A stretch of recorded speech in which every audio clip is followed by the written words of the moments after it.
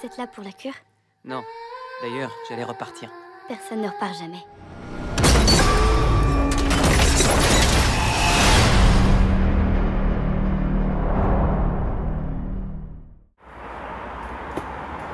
Alors, Cure for Life, ça c'était aussi, ça faisait partie des attentes un peu de ce début d'année.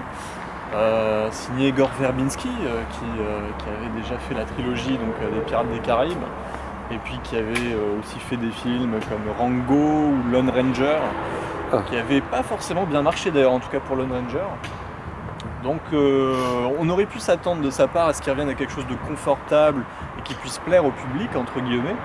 Et là, on se rend compte qu'il risque quelque chose d'assez audacieux. À ma décharge, je n'ai pratiquement vu aucun des autres films de Gore Verbinski. Ouais.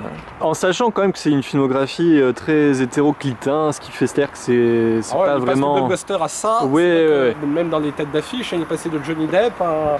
Dane Dan. Merci. C'est donc l'histoire d'une sorte d'employé, de trader new-yorkais comme ça, qui est très antipathique au début, et qui est envoyé par ses supérieurs pour rechercher le grand patron de cette boîte dans laquelle il travaille. Envoyé dans la nature, Suisse. Dans cette cure thermale nichée au sommet d'une montagne. Ah oui, la cure. Hein. C'est ça. Mais d'ailleurs, le titre original, c'est quoi? Parce qu'il me semble que... Alors c'est Cure for Wellness, c'est pas Cure for Life. Mais j'ai lu d'ailleurs une interview du réalisateur qui disait qu'il trouvait bien, c'était presque une sorte d'oxymore, voilà. C'est une cure contre le bien-être, quoi. Voilà. Une cure contre la bonne santé. Voilà. Donc en plus, ce qui est intéressant dans le propos aussi du film, c'est que ce titre-là vient vraiment se justifier plus tard, lorsque notamment le docteur un peu des lieux, le chef de cette cure, dit que finalement la maladie est la clé de tout, quoi, en fait. C'est là-dedans qu'on détient presque la réponse à la condition humaine. Donc c'est quand même du propos qui en envoie. Tiens, c'est clair. Sur le côté graphique, je trouve qu'il y a des idées de plans d'emblée en plus, parce qu'on arrive, par exemple, il y a un plan de train. Ah, le train en miroir. Un train miroir qui se reflète comme ça, on a une sorte de symétrie. Et puis il s'enfonce dans un tunnel. Et donc sur ses propres vitraux, sur ses propres... Ouais, c'est ça. Il y a tout un tas de motifs très symboliques, visuels, qui sont assez forts, notamment une idée avec des anguilles qui apparaissent. Et là, on sent le côté insidieux aussi de l'animal. Hein, parce que c'est ça en fait, on sent bien qu'il y a anguille sous roche, pour jouer le mot. Bravo. Cet institut, on sent bien qu'il y a des secrets, qu'il faut aller creuser. Mais d'ailleurs, dans une certaine mesure, c'est presque un huis clos, un grand huis clos. Oui, quelque part. Mais voilà, c'est quelque part, une fois que le héros est coincé dans cette espèce de clinique, il n'arrive plus à en ressortir et il n'y a qu'une seule scène où à un moment on sort de cette clinique pour se rendre au village. Oui. Je trouve que le fait que ce soit cloîtré va d'autant mieux dans le thème, enfin celui que j'ai compris en tout cas, d'un monde riche qui veut se contenter de lui-même, tu vois, toujours l'élite qui ne veut pas se mêler à la populace. Oui, il y a de ça. D'ailleurs, le conflit des classes, c'était une magnifique façon d'aborder le sujet. Surtout avec le côté de la maladie. Et d'ailleurs, ce que j'aime d'autant plus, c'est que... Ah. Je vais spoiler. Ah, bah vas-y, je t'en prie. Merci. Venons-en aux détails qui fâchent. Qui fâchent ou pas. Parce que moi, ça m'a pas tant fâché que ça. Bon. Donc en fait, le méchant, et ça finalement c'est pas tout à fait un spoil, donc je peux le dire à voix beaucoup plus haute finalement. Hein? Je t'en prie. Ceux qui sont cachés. Dis-nous tout.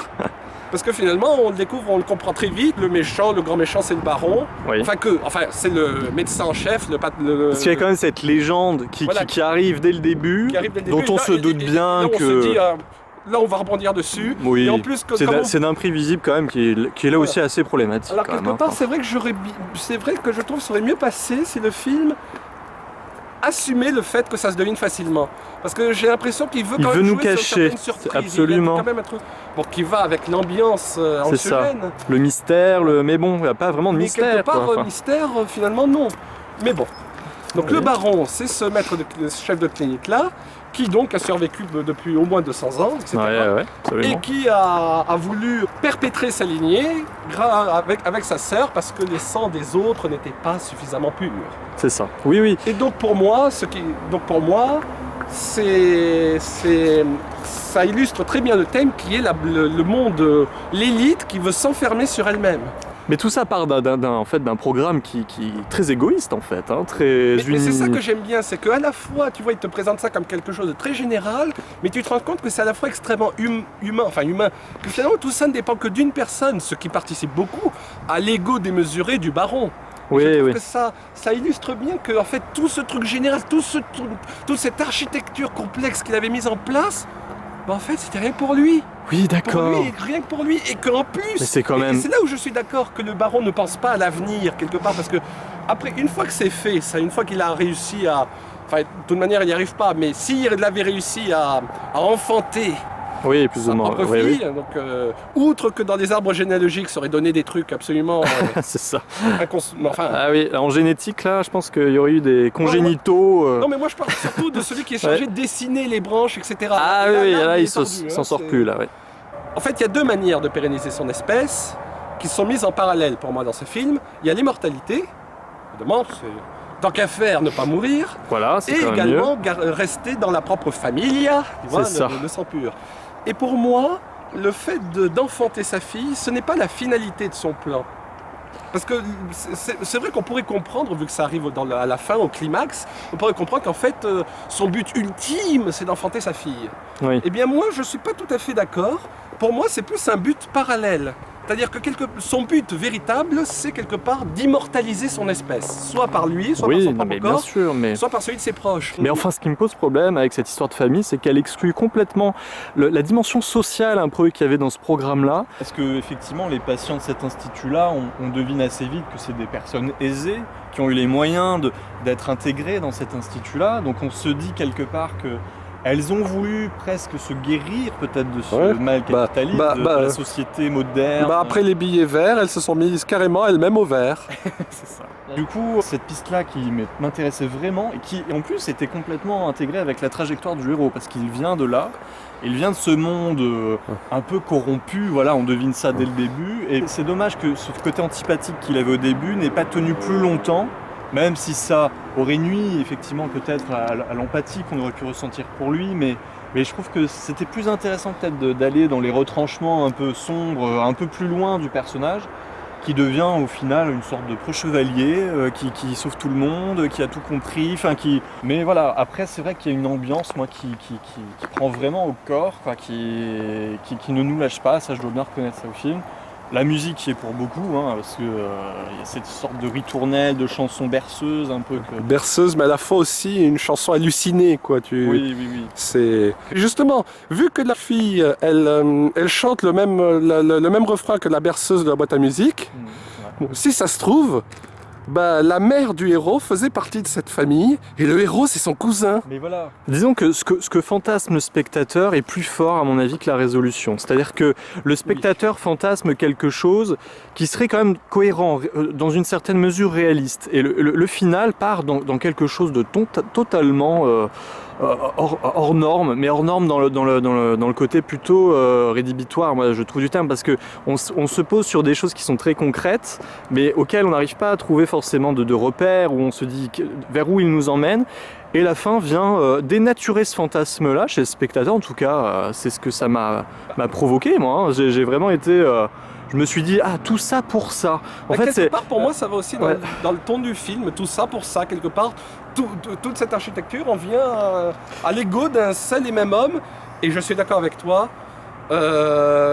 C'est un risque du film que le film n'a pas forcément réussi à soutenir, mais à force de poser une ambiance si angoissante avec des mystères un peu partout, c'est vrai que là, il y avait le gros risque de ne pas pouvoir y donner des réponses satisfaisantes, vu que le spectateur était tellement impressionné qu'il fantasmait justement. c'est ça.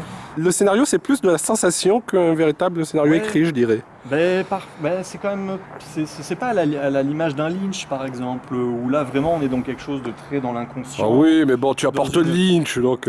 Mais non, mais même pas, c'est même pas la comparaison n'a pas lieu, mais parce que justement le film essaie de creuser une intrigue, d'apporter des pistes. Il est pas dans quelque chose d'un peu hors cadre, hors réalité, où c'est quand même très tenu et bon, il tient pas cette promesse-là de vraiment de créer, de construire une intrigue cohérente et intéressante et profonde. Et moi, ça me semble un peu alambiqué pour rien des fois.